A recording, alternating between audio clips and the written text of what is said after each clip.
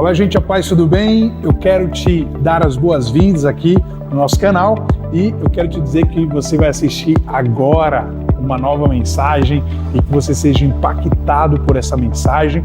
Já ative as notificações, compartilhe, deixe o seu like, que você tenha uma boa mensagem, um tempo precioso na presença de Deus, ouvindo a voz dele.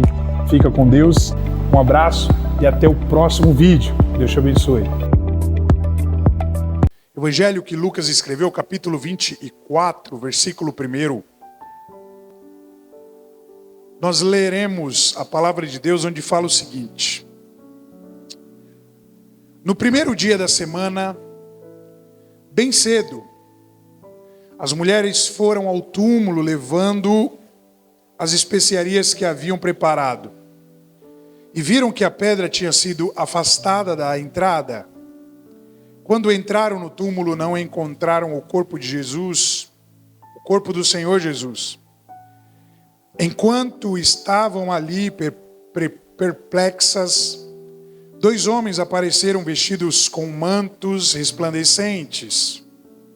As mulheres ficaram amedrontadas e se curvaram com o rosto em terra. Então os homens perguntaram: por que vocês procuram entre os mortos aquele que vive? Ele não está aqui, ressuscitou. Lembre-se do que ele lhes disse na Galileia. É necessário que o Filho do Homem seja traído e entregue nas mãos dos pecadores, seja crucificado e ressuscite no terceiro dia. Então, lembraram-se dessas palavras de Jesus. E voltando do túmulo, foram contar aos 11 discípulos e a todos os outros que havia acontecido. Maria Madalena, Joana, Maria, mãe de Tiago, e as outras mulheres que as acompanhavam, relataram tudo aos apóstolos. Para eles, porém, a história pareceu absurda e não acreditaram nelas. Versículo 12, mas Pedro se levantou e correu até o túmulo. Abaixando-se, olhou atentamente para dentro e viu os panos de linho vazios. Então voltou para casa, admirado com o que havia acontecido. Senhor Jesus, aqui nessa noite, Pai, estamos diante da Tua palavra mais uma vez nesse domingo. E a palavra pelo qual nós estamos, sim, pregando, falando, ouvindo, meditando. Que o Senhor venha falar aos nossos corações mais uma vez. Que a Tua palavra se renova a cada dia. E que o Senhor venha nos direcionar para uma semana, nos orientar. Porque nós, sim, queremos ser cheios do Seu amor, da Sua presença. Fale com cada um de nós. Não deixe que a semente caia em uma terra que não seja produtiva. Que a nossa terra, Pai, venha a ser uma terra boa, que dê frutos, porque a Tua palavra é boa. E eu creio que nessa noite o Senhor vai sim continuar falando com cada um de nós. É isso que nós pedimos. Amém. Amém. Não teria outro tema para se falar nessa noite como esse, a não ser a ressurreição de Cristo. A não ser um tema da ressurreição, porque é isso que de fato a Páscoa significa, nada mais. Nós estamos hoje em um domingo de Páscoa, nós estamos hoje em um domingo de celebração da Santa Ceia, e nós estamos falando de propósito.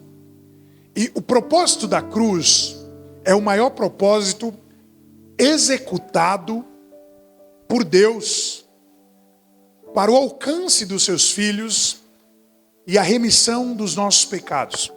Então eu gostaria que você prestasse bastante atenção naquilo que a palavra do Senhor está dizendo nessa noite. Nós lemos um texto agora que acabou de falar sobre a ressurreição de Jesus. O ponto pelo qual ele ressuscitou. Só que antes da sua ressurreição, ele enfrentou um certo tipo de sofrimento.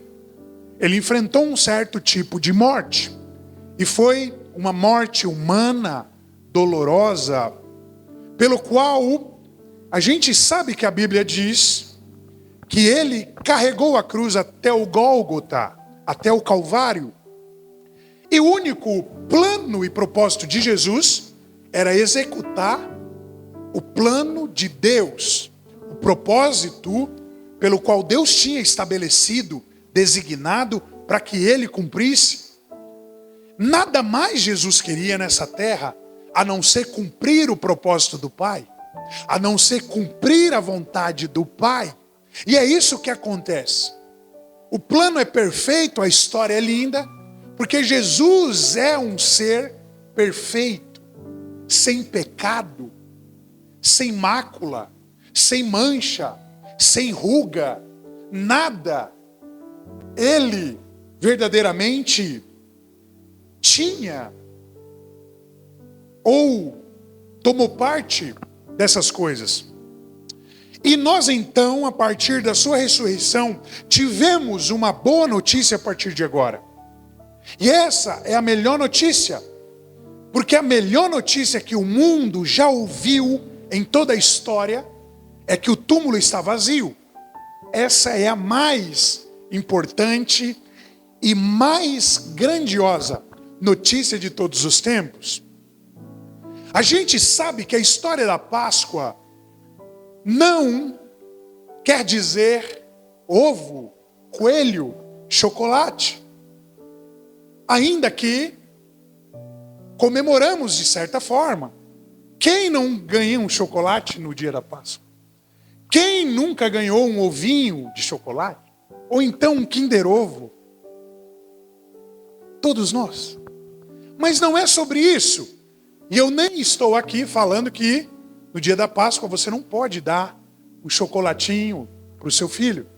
Até porque aqui na Flow, no domingo, no sábado passado, a gente fez aqui um amigo chocolate. E foi legal. Muito bom. Mas o verdadeiro significado da Páscoa nós não podemos negligenciar. A história da Páscoa a gente tem que entender que não termina em um funeral. Jesus não só morreu, mas sim com uma festa. E uma festa de libertação, uma festa de resgate. Porque na própria origem da instituição da Páscoa, o povo de Israel, ele estava agora sendo liberto da escravidão do Egito. E é por isso que nós não pregamos um Cristo que esteve vivo e está morto. Jamais. Nós pregamos o Cristo que esteve morto e agora está vivo pelos séculos dos séculos. Essa é a nossa pregação. Esse é o tema da nossa pregação.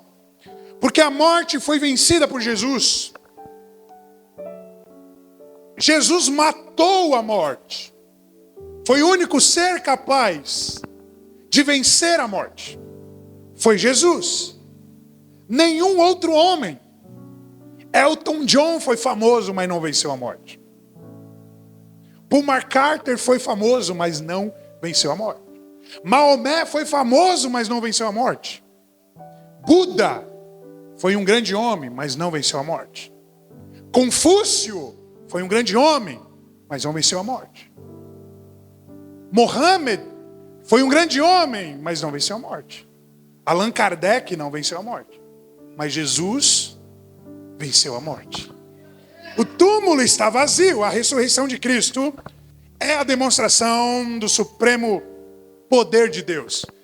O poder de Deus, ele se manifesta na pessoa de Jesus quando ele diz: ó morte, eu te venci. Quando ele te diz: você não me venceu, eu venci a morte. Então a ressurreição de Cristo significa isso. Ele venceu a morte. Segundo um teólogo muito conhecido no nosso meio, pregador, chamado Hernandes Dias Lopes, ele diz que a ressurreição de Cristo é uma das fraudes mais maldosas da história, então, é um fato mais extraordinário da história.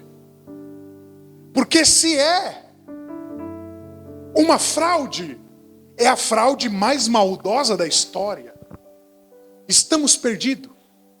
Mas se é verdade, isso me faz lembrar de um escrito de Blaise Pascal chamado A Aposta, onde ele diz, olha, a gente precisa raciocinar, porque se de fato Jesus existiu, e ele prometeu o céu para nós, ele vai nos buscar, e eu não acredito, eu perdi uma grande...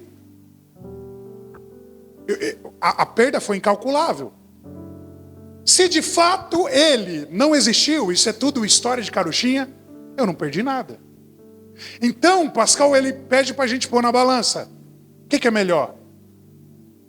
Talvez ter uma perca extraordinária, gigantesca, ou não perder nada. Mas a questão não é essa.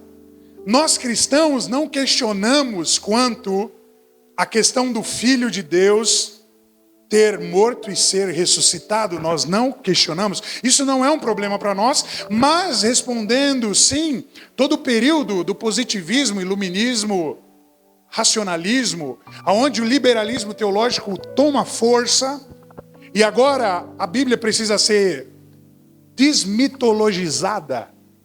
Falei sem errar essa palavra, hein? Glória a Deus. É um período pelo qual a fé entra em evidência, mas de que adiantaria se nós não acreditássemos que Jesus ressuscitou? Eu quero dizer que sem a ressurreição de Cristo, o cristianismo seria uma religião vazia e sem esperança. E olha só o que Paulo vai dizer lá em 1 Coríntios capítulo 13, versículo 14.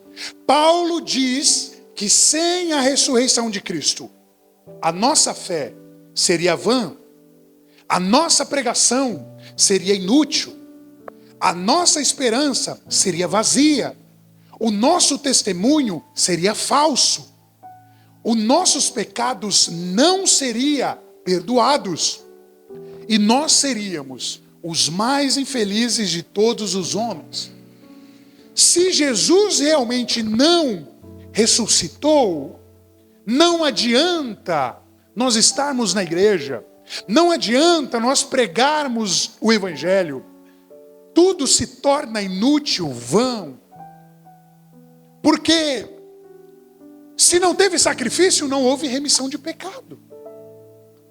E essa é a verdadeira teoria que o islamismo prega. Eles falam que Jesus foi sim um importante profeta. Eles falam que Jesus foi sim um extraordinário homem, mas no momento da sua morte, ele foi levado por Deus ao céu. E um outro pecador morreu no lugar de Jesus. Mas isso contradiz toda a história da redenção e o plano pelo qual Deus executou desde o início. Porque para que houvesse remissão de pecados, precisaria ter derramamento de sangue. Então o cristianismo seria a maior farsa inventada pelos cristãos, se Jesus não estivesse morrido e ressuscitado. Os mártires teriam morrido por uma mentira, e uma mentira teria salvado o mundo. Quantos morreram pelo nome de Jesus? Quantos estão dispostos ou estavam a morrer por uma mentira? Quem tem coragem de morrer por uma mentira? Ninguém. Então isso é muito intrigante, saber que ainda existe muitos estudiosos, cientistas, que estão a todo momento querendo refutar, querendo provar que Jesus não existiu, que Jesus não morreu, que Jesus não ressuscitou. Mas eu quero te dizer que ele ressuscitou nessa noite. O fato é que Cristo ressuscitou. E a grande diferença entre o cristianismo e as grandes religiões do mundo é que o túmulo de Jesus está vazio. Aleluia! Então você pode visitar o túmulo desses homens que eu falei aqui, de Buda, Confúcio, Maomé, Allan Kardec, mas o túmulo de Jesus está vazio. Todos esses túmulos têm os seus ossos, ou ainda, de alguma forma, o seu corpo ali conservado, mas o túmulo de Jesus, se você visitar Jerusalém, você entra dentro dele. Você entra dentro do túmulo, porque não está lá. E já foi comprovado cientificamente que Jesus existiu e caminhou sobre essa terra. Mas a todo momento a ciência, a todo momento o sistema tenta refutar isso. Por quê? Porque querem que a nossa fé seja uma fé que não tenha fundamento. Mas talvez o seu maior questionamento nessa noite é: mas pastor, o que tem a ver Jesus morrer? O que eu tenho a ver com isso? Em outras palavras, como alguns falaram, ele morreu porque ele quis, porque não foi eu que obriguei ele a morrer. E nessa noite eu quero te falar que ele tinha que morrer para que nós pudéssemos ter vida e vida em abundância. Lucas capítulo 9, versículo 22 vai dizer o seguinte: é necessário que o Filho do Homem sofra muitas coisas. Disse, ele será rejeitado pelos líderes do povo, pelos principais sacerdotes e pelos mestres da lei. Será morto, mas no terceiro dia ressuscitará. Jesus, ele tinha que ser morto, mas também ele tinha que ressuscitar. Isso tudo por quê, pastor? E eu quero que você escute o que eu vou dizer nessa noite. Ele teve que morrer por você e por mim, porque em um certo ponto da história, nós fomos desconectados de Deus. Nós fomos desligados. O fio que nos ligava foi rompido. E aonde que nós encontramos essa história? Lá em Gênesis, na criação do homem. Quando o homem decide pecar. E o que acontece agora? O homem passa a morrer. Porque a palavra é muito clara. Deus diz para Adão: se você comer desse fruto, você morrerá. Só que não era uma morte simplesmente física, mas era uma morte no espírito de Adão. E a partir de agora, um homem que era feito à imagem e semelhança de Deus, um homem que carregava atributos de Deus, ele passa a ser um homem mau, perverso. É justamente depois que Adão é expulso do Éden que a gente encontra o primeiro homicídio, que a gente encontra o pecado do orgulho, que a gente encontra, sim, um coração agora totalmente perverso na humanidade.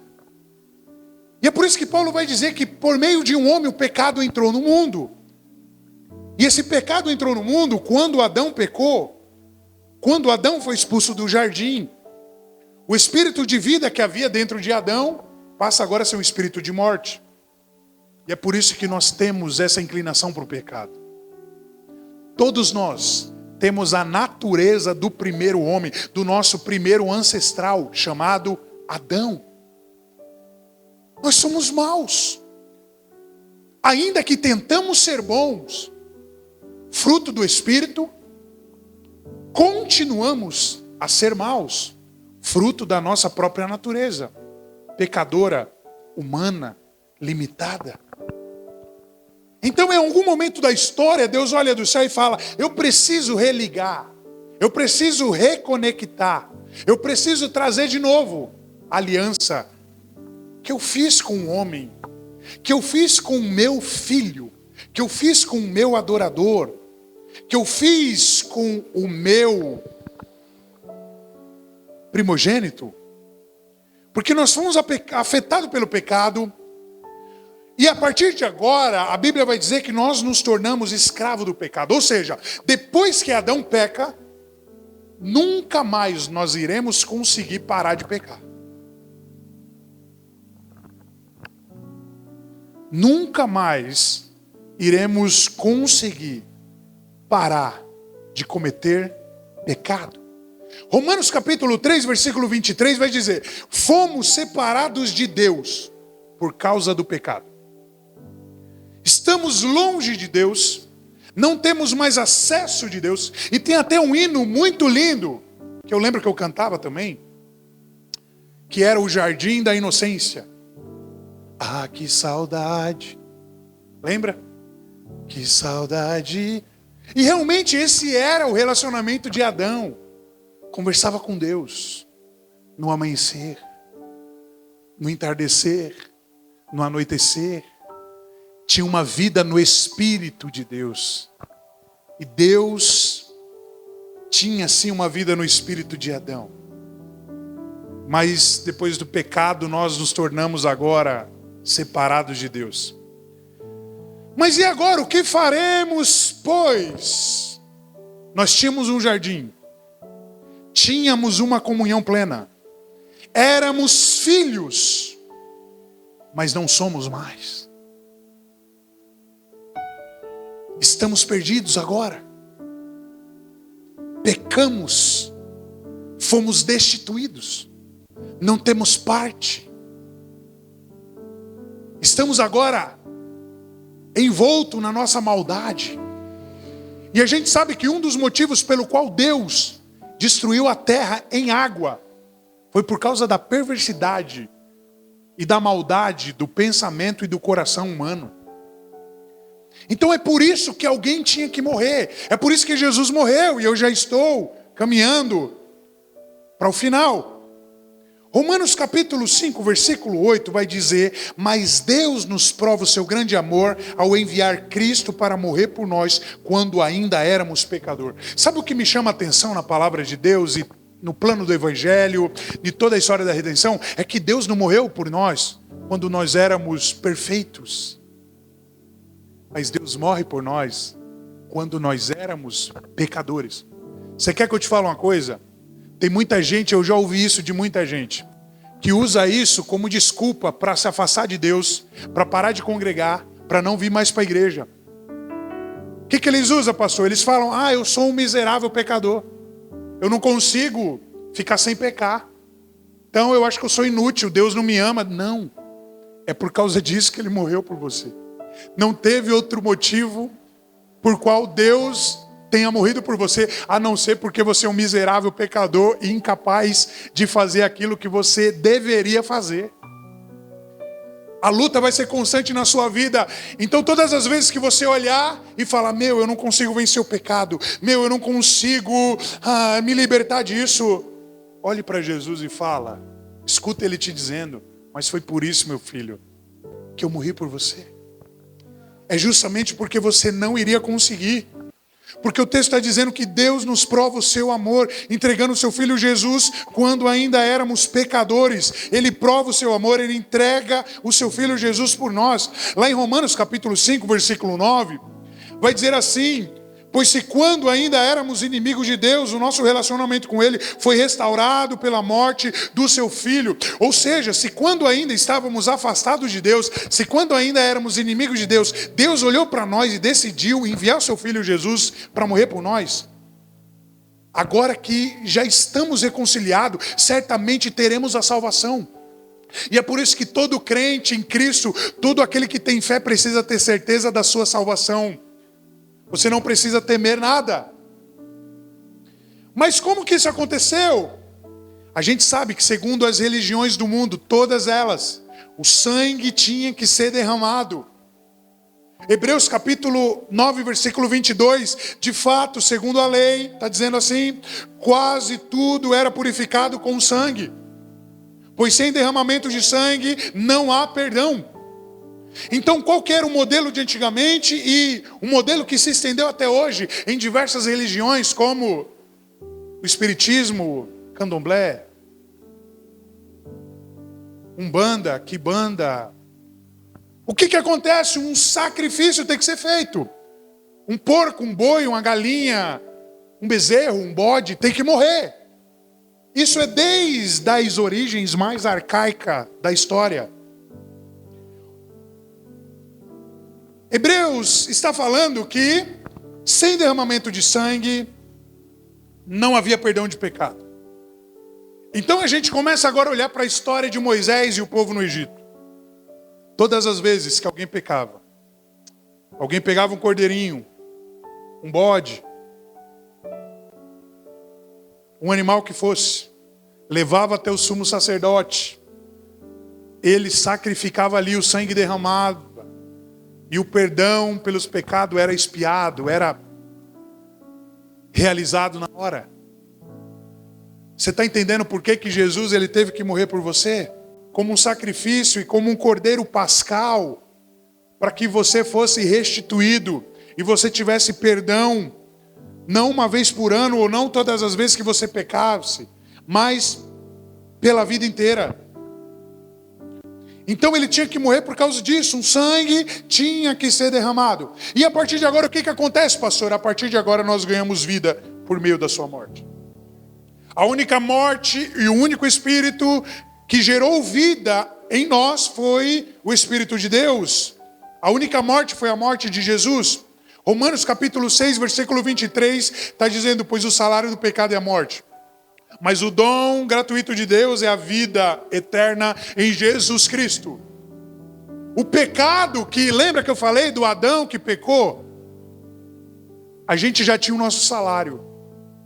Porque agora somos descendentes do pecado de Adão e receberemos a nossa recompensa pelo pecado. E o pecado o que é? Romanos capítulo 6, versículo 23. O salário do pecado é a morte. Nós tínhamos como salário, como pagamento, a morte.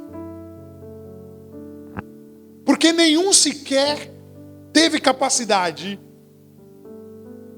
de fazer aquilo que Jesus fez. Mas a dádiva de Deus é a vida eterna em Jesus Cristo, ou seja, o nosso estado de morte agora é mudado para um estado de vida. Quando Jesus morre como um cordeiro em nosso lugar, e por meio do seu sangue nos dá vida.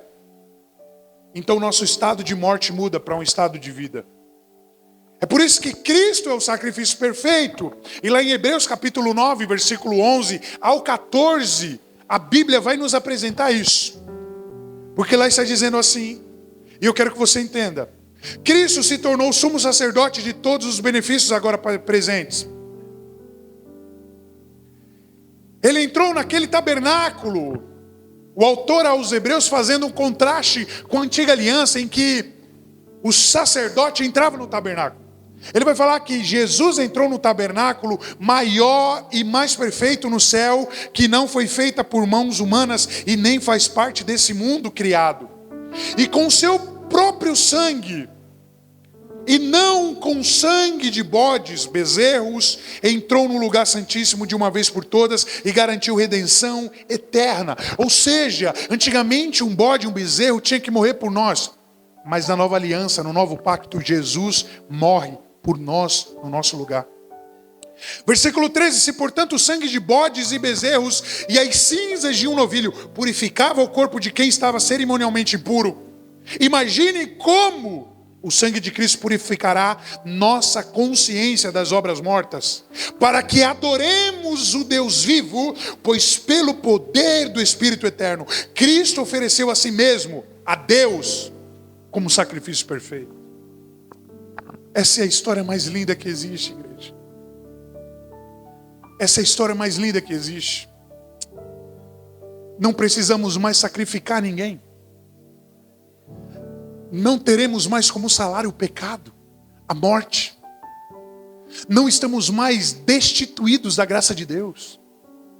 Não estamos mais abandonados, não somos mais estrangeiros, mas em Cristo somos filhos.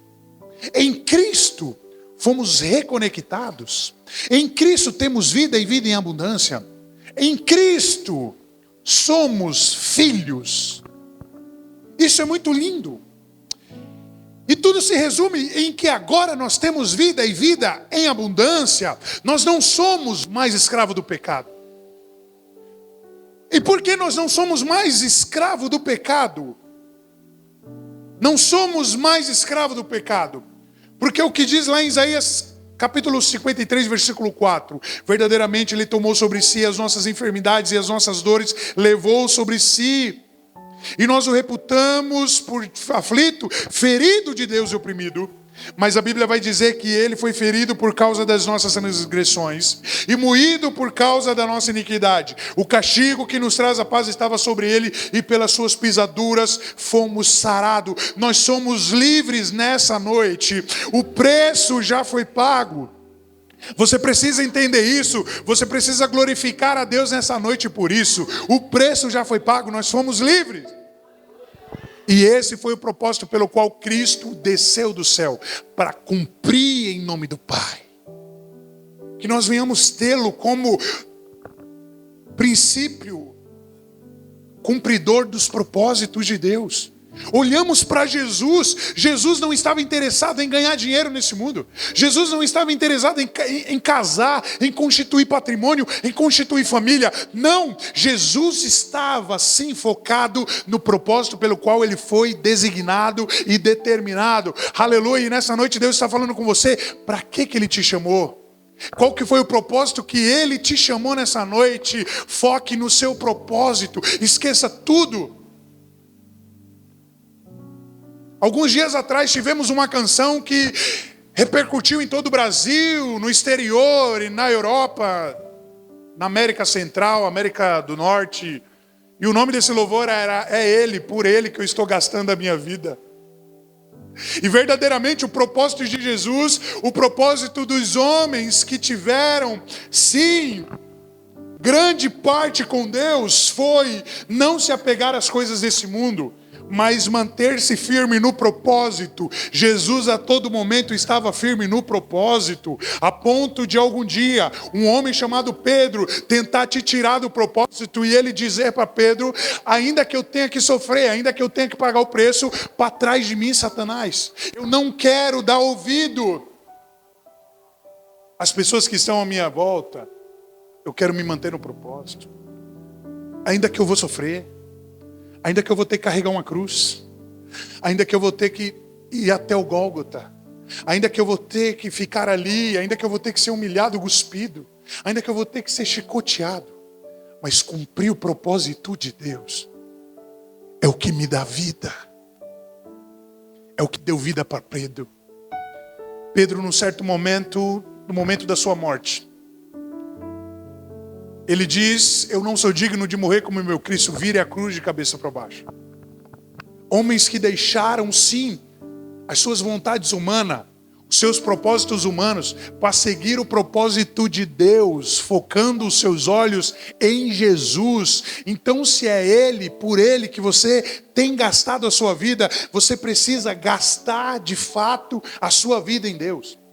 João Batista não tinha um outro propósito a não ser anunciar o reino de Deus. O propósito de João Batista não era ser o Messias.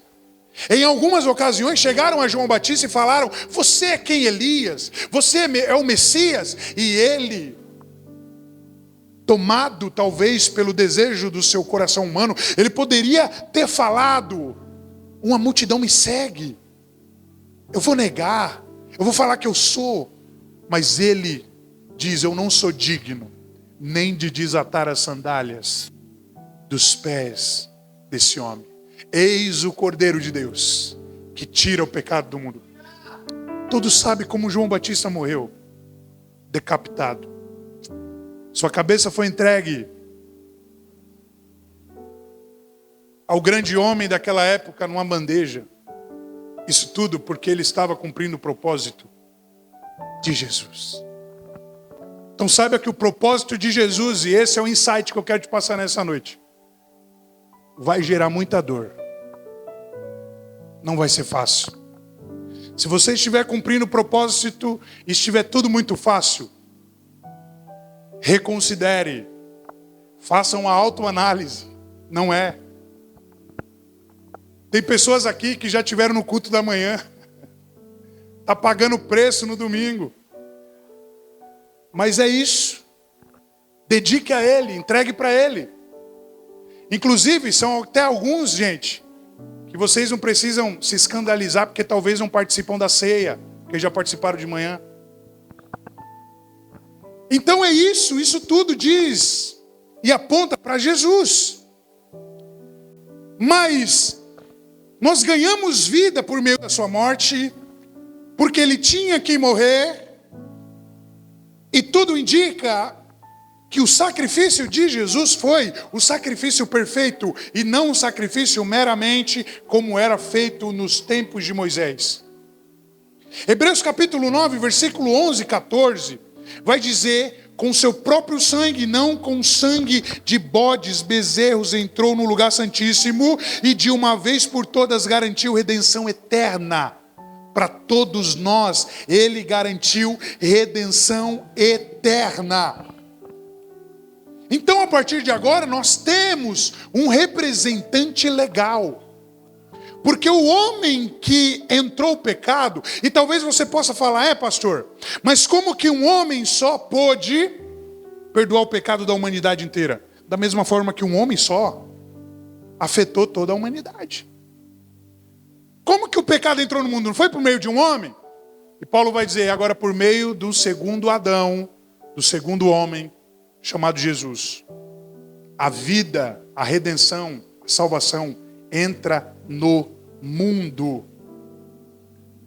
E esse é o nosso presente. Esse é o nosso representante legal, Jesus Cristo. Porque agora quando Deus olha do céu, ele não encontra mais um Adão caído, um Adão que pecou, um Adão que foi um miserável, um Adão que agora tudo que sabe fazer é pecar, mas ele olha para um sangue de um cordeiro que foi derramado, para um representante legal chamado Jesus, e toda a nossa dívida é perdoada em Cristo Jesus. Lá em Colossenses vai dizer que o escrito de dívida foi pregado na cruz junto com ele. Nós não devemos mais nada. O nosso representante, ele tinha que ser humano, de carne e osso, e Jesus foi esse ser humano. João vai dizer que a palavra se tornou ser humano. Ele estava sujeito às mesmas tentações que eu e que você, aos mesmos desejos de pecar, mas contudo ele não pecou, ele se manteve fiel até o fim. Jesus foi alguém que fez o que eu e você não tivemos capacidade de fazer. E por isso que Cristo agora é considerado o Cordeiro da Nova Aliança. E daqui a pouco eu vou resumir na ceia e na Páscoa. Porque não há mais necessidade agora de um cordeiro ser morto. Não há mais necessidade. E você sabe por que Páscoa significa isso? Libertação. Páscoa significa também, irmão, Santa Ceia. Páscoa significa também redenção, livramento, resgate. Sabe por quê? Porque lá na instituição da Páscoa, quando o povo foi sair do Egito, o que eles fizeram? O que a gente está fazendo aqui hoje. Lá tinha ervas amargas, lá tinha pão sem fermento, lá tinha um cordeiro que tinha que ser morto para eles participar. E com o sangue desse cordeiro, eles tinham que passar nos umbrais das portas. Certo? Então isso é Páscoa. E agora, o que a gente tem na nossa Páscoa de ceia? A gente tem o vinho que foi trocado pelas ervas amargas, porque o vinho representa alegria, algo novo. A gente tem o pão sem fermento que manteve. A gente tem, sim, um sangue que foi derramado, que foi o sangue de Jesus. Mas talvez você pergunte: pastor, mas cadê o cordeiro? E o cordeiro já foi morto. Desde a fundação do mundo numa cruz. É por isso que não há necessidade agora de todas as vezes que nós comemorarmos a ceia ou a Páscoa, nós matarmos um cordeiro. Porque o cordeiro já foi morto de uma vez por todas. O seu sangue foi suficiente para pagar toda a nossa dívida e todo o nosso pecado. Então o que nós fazemos agora? Participamos do vinho, participamos do pão. Mas o cordeiro, ele foi morto. E não precisa mais passar sangue nos umbrais da porta, não. Porque o sangue dele foi capaz de nos perdoar de todos os nossos pecados. E agora nenhum mal entra na nossa tenda. E você sabia que essa tradição egípcia é uma tradição que perdura até hoje? Tem gente que na porta de casa tem pimenta. Tem gente que escreve nomes de entidade nos umbrais das portas. Irmãos, nós não precisamos mais disso. Não há necessidade, uma vez que o Cordeiro foi morto, uma vez que o sangue de Jesus é suficiente. E é isso que o autor aos Hebreus vai dizer, que com seu próprio sangue, não com o sangue de bodes e bezerros, ele entrou no santíssimo lugar de uma vez por todas. Não há mais necessidade de um cordeiro, de um sacrifício morrer, e aí de um sacrifício ter que ser apresentado. E é por isso que agora você olha para todas essas religiões do mundo. Claro, não precisamos ser hipócritas de atacá-los, de desfazer, mas não faz sentido. Matam-se a todo tempo muitos animais, como se o sangue de um animal fosse capaz de perdoar pecado, fosse capaz de cumprir algum propósito, algum pedido. O sangue de Jesus é suficiente. E é isso que Isaías vai dizer. Isaías 53:7. Ele foi oprimido e afligido, mas não abriu sua boca. Como um cordeiro foi levado ao matadouro, e como uma ovelha muda perante os seus tosqueadores, assim ele não abriu a sua boca. Esse é o cordeiro da nova aliança. E é por isso que a sua morte e a sua ressurreição foram necessárias. É por isso que nós acreditamos e nós deixamos as nossas casas, deixamos os nossos afazeres, deixamos talvez um churrasco entre família, uma janta para estar aqui participando do corpo e do sangue e de um culto como esse. Sabe por quê? Porque então, senão não faria sentido. Repetindo as mesmas palavras que eu falei no início, sem a ressurreição de Cristo, de nada valeria. Os cristãos seriam uma religião vazia de esperança. Como Paulo diz em 1 Coríntios, como nós já mencionamos, sem a ressurreição de Cristo, a nossa fé seria vã, nossa pregação seria inútil, a nossa esperança seria vazia, nosso testemunho seria falso, nossos pecados não seriam perdoados, e nós seríamos os homens mais infelizes dessa terra, se não tivesse um cordeiro morrido no nosso lugar. Mas tudo o que importa é que ele morreu. Se Jesus não tivesse vindo ao mundo, se Jesus não tivesse nascido, se Jesus não tivesse morrido, se Jesus não tivesse sido ressuscitado, qual que era o tema da nossa pregação? Acaba-se com todas as igrejas. Não tem mais pregação. Não tem mais palavra. O que nós iríamos aconselhar para uma pessoa em depressão profunda? O que nós iríamos, qual palavra nós iríamos ler em um culto fúnebre? Se não tem mais solução, se não tem remissão de pecado, se não tem salvação, se o plano da redenção não existe, não faz sentido nenhum. Mas o maior e a boa notícia é que ele veio. Isso é o que importa. Olá, gente querida, obrigado por assistir mais um vídeo aqui no nosso canal. E eu já quero neste momento te pedir para que você possa ativar as notificações, deixar o seu like e também compartilhar esse vídeo. Compartilhe com um amigo, compartilhe para o máximo de pessoas que você puder. Fique com Deus e até o próximo vídeo.